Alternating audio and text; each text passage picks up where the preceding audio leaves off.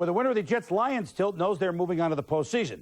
The Jets have the better record. They're 9-6, and if they win, then their 10 wins following a one-win season a year ago ties the NFL mark for the best single-season turnaround ever. But the Lions are the hotter team at 8-7. They've won 3 in a row at the Silverdome to the tune of 41-11.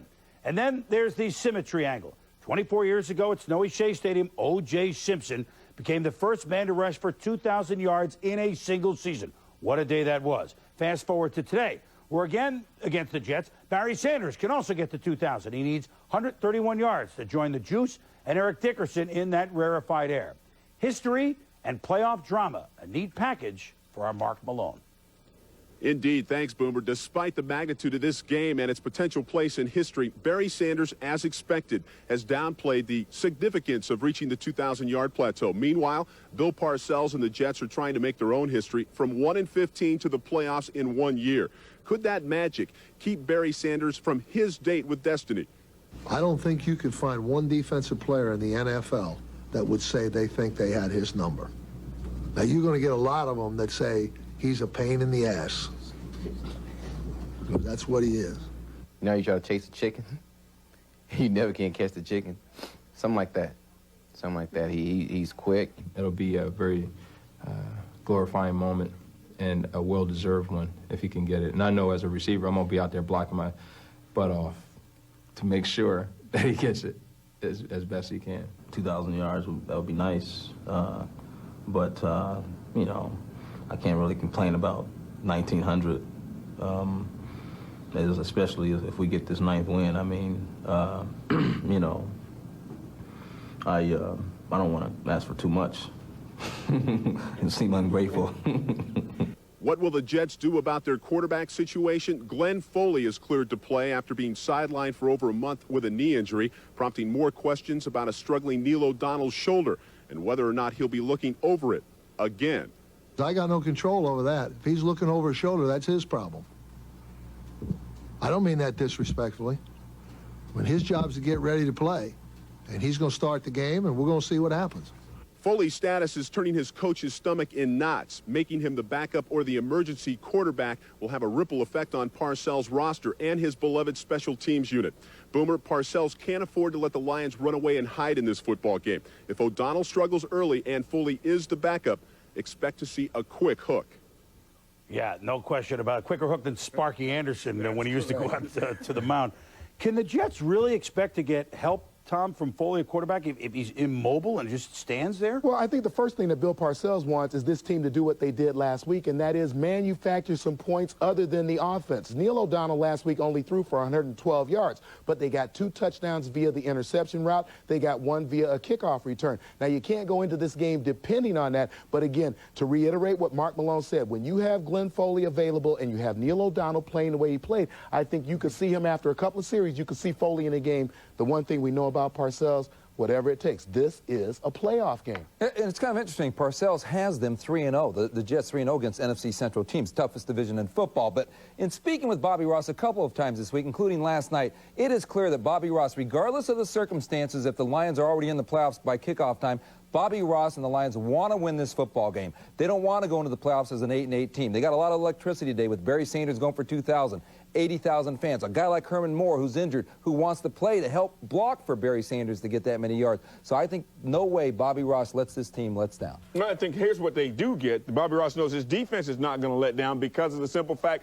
they shut down the Vikings passing game, and that's what they wanted to do. They were going to lose to the Vikings running game if they lost that game last week. The Vikings passed the ball for 43 yards. Yes, the Detroit defense gave up 217 on the ground, but the one thing you know is that those corners on the Jets defense will be up and playing bump and run. They're going to allow Neil O'Donnell or whoever plays quarterback to beat them throwing the football, not running it. Well, we have more in this game a little bit later, but I tell you the one guy I'm looking at in this game, because I know I agree with you, Mort, but Bobby Ross could have them. But the young guys, hey, we're in the playoffs. If Washington or Minnesota loses early on, They kind of ease up on the kickoff return team. And Leon Johnson, I think the biggest player in the game for the Jets. I'm looking for big returns from him. Win opportunity, a precious playoff spot at stake. The improbable Jets against the Lions with their home field support and the brilliance of all-pro running back Barry Sanders. Jets a dismal 1-15 a year ago. Now Bill Parcells' team a victory away from the playoffs and a piece of history. No one has ever gone from a one-win year to the playoffs the next.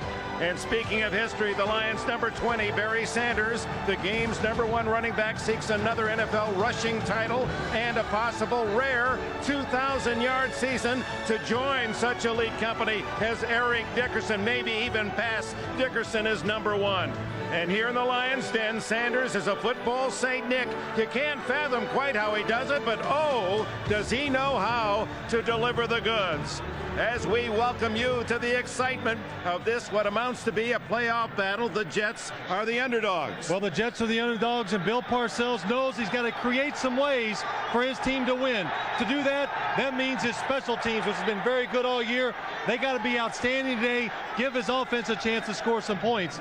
Bill Parcells early in the week, typical fashion, issued a challenge to his team. He says, don't be the person who makes the mistakes that causes us to lose the game and go home early. Throwing the heavyweight, and you can't mention Lions without Barry Sanders. Yeah, I mean, it's an easy job for the Jets today. All they have to do is try to contain the best runner in professional football today. And on the outside, they got two other guys, two receivers they have to stop. The place is bouncing and the game faces are on as we go to Greg Gumbel in New York.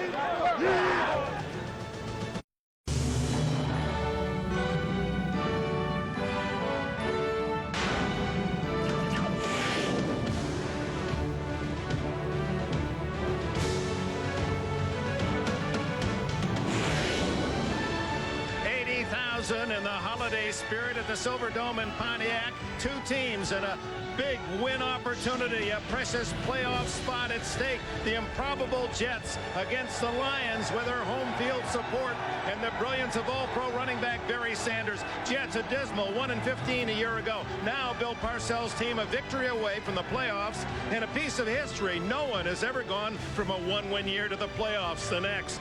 And speaking of history, the Lions' number 20, Barry Sanders, the game's #1 running back, seeks another NFL rushing title and a possible rare 2,000-yard season to join such elite company as Eric Dickerson, maybe even pass Dickerson as #1.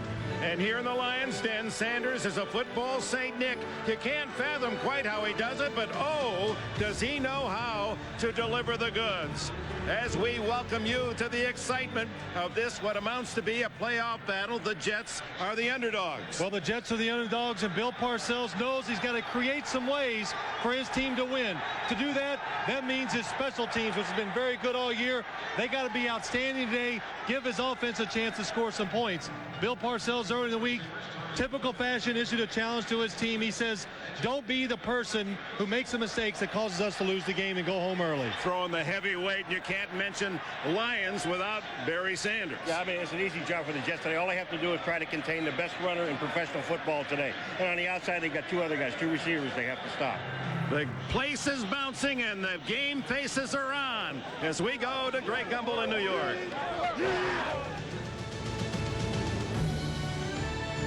Hi, everyone. I'm Greg Gumbel. Let's quickly get you caught up on the scores of the early games. First of all, the game in Minnesota, a dandy win between the Colts and the Vikings, 36-28. Minnesota in the lead after losing 5 straight. Denny Green's Vikings make the playoffs if they beat the Colts. Huge game for Chris Carter. He hauls in a 13-yard touchdown pass from Randall Cunningham here. His 3rd touchdown catch of the game. Randall has thrown for 4. And the Minnesota Vikings look like they're headed to the postseason. 36-28 is the score late in the 4th. In Washington, the Redskins kept their hopes alive. They beat the Eagles today, 35-32. Now Detroit must win later this afternoon in order to make the postseason. In Kansas City, the Chiefs, 25-13 over the Saints late in the 4th quarter. Rich Gannon and Elvis Gerbach have shared the quarterback duties for the Chiefs there, who look to be headed toward their 13th win of the year. In Tennessee, the Oilers beat the Pittsburgh Steelers 16-6. Big story of this game as far as the Steelers are concerned. All-Pro center Dermontti Dawson left the game with a strained left calf muscle. Remember, the Steelers do get a bye as the number number 2 position in the AFC playoffs. In Tampa, the Buccaneers hit the postseason in stride. They beat the Chicago Bears 31-15. Trent Dilfer threw for a touchdown and ran for another. In Dallas, the Dallas Cowboys end their sorry season on a sorry note. The Giants, the first team in NFC East history to go undefeated in the division for the year, they win it 20-7. And in Cincinnati, the Bengals over the Baltimore Ravens late in the game, 16-14. We'll send you to the kickoffs in Detroit, Denver, and Oakland right after this. Delivering 1 million smiles a day. Welcome to our studios, everyone. Along with Joe Gibbs, Sam Weiss, Chris Collinsworth, I'm Greg Gumbel. Let's run down the scores, highlights, and the potential playoff schedule for you. The game that you're watching, the New York Jets with a 10-3 lead on the Detroit Lions at halftime. Barry Sanders, we've been talking about him all weekend long in the first half today. 8 carries for 20 yards. Joe, the question is, why just 8 carries for Barry Sanders? Well, I think in the second half, the Lions right now, that's what they got to say they do. They got to get in Barry Sanders' hands. Even if you're throwing the football or getting trapped in long yard situations, give him a draw. You know, throw him a screen pass. You got to get it in his hands to have a chance here, I think, in the second half. You know, you have to give credit to this defensive staff. Al Grove, Bill Belichick, of course, include Bill Parcells in this. They're doing the same thing that they did a season ago. Late in the year, when this defense looked like it wasn't much, all of a sudden they make this big run. They did it with New England last year. They're doing it again with the New York Jets. And Otis Smith and Aaron Glenn must be doing one bang-up job because there is no way to throw the football down the field against this Jet defense. All right, Chris, in Denver, the Broncos trying to regain their magic touch for the postseason. 3 John Elway touchdown passes. The Broncos lead San Diego. Sam, 21-3. John Elway has been in a little bit of a slump, but without Terrell Davis today, he had to come up and play like the 37-year-old all-pro quarterback that he is, and he's done it. All right, Sam. In Oakland, Mark Brunell has thrown 2 touchdown passes, and at halftime, the Jaguars lead the Raiders 14-3. In Arizona, Atlanta leads the Cardinals 17-14. Significance of this game: if Arizona loses, then the Cardinals get the first pick in the NFL draft. If Arizona wins, then the Indianapolis Colts will get that #1 pick. Earlier today at Minnesota, the Vikings clinch a postseason berth by beating the Colts 39-28. Robert Smith, 160 yards on the ground, set a new Vikings record. Finished the season 1,266 yards. 10-10 in the second quarter. A long run by Robert Smith led to this Randall Cunningham touchdown pass to Chris Carter, the second of 3 catches for Carter in the end zone today. Kelly Holcomb came on twice in relief of injured Jim Harbaugh, but he hurt the Colts with 5 turnovers, including this interception by Robert Griffith. It led to a Cunningham touchdown pass to Andrew Glover. 36-28 in the fourth now. Indy rallied, but after Harbaugh was shaken up for a second time, Holcomb fumbles away a snap that led to a Viking field goal. The Vikings win 39-28 and clinches for Minnesota a postseason berth in the NFC. In Washington, the Redskins kept their postseason hopes alive. 35-32 over the Eagles. Darrell Green honored before the game. Last week, he passed Monty Coleman, setting a new team record by playing in his 217th game. The defense scored Washington's first touchdown, and then Green picks off Bobby Hoying here, takes it back 83 yards for another defensive TD. Green's first interception of the season, his 7th career return for a touchdown. The final 35-32, and the Redskins fans were invited to watch the Lions-Jets game, which will determine the Redskins' playoff fate. We will fill you in on all of that in just a moment. In Kansas City, the Chiefs finished 13-3. They finished 8-0 at home. They beat New Orleans today 25-13. At Tennessee, the Oilers over the Pittsburgh Steelers 16-6. In Tampa, the Buccaneers win and will host a wild card game. They beat the Bears 31-15. In Dallas, the New York Giants knock off the Cowboys 20-7 is the score. Deion Sanders out with a fractured rib, gets onto the field, providing his teammates with some refreshment. Not enough refreshments. Giants extend their lead here. Danny Cannell to Chris Callaway, 21 yards and a touchdown.